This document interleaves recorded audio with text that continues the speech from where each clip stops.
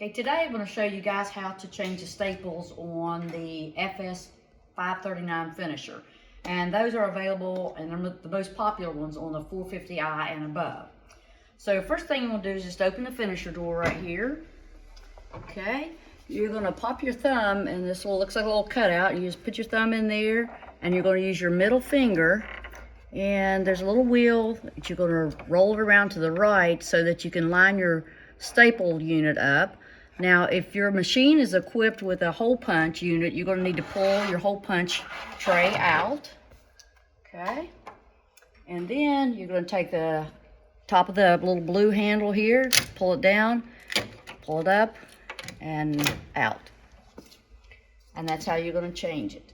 Now, if you're not sure of the model finisher that you have, on the back of the machine in the lower left corner, there's a little tag that tells you, and this one is, like I said, a FS 539, and this is one of the most popular finisher units.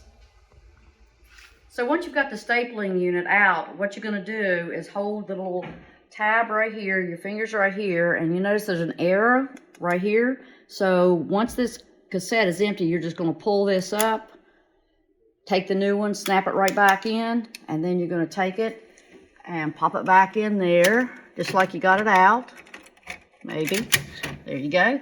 And then you're going to wheel it back to the left into the home position. And you should be good to go.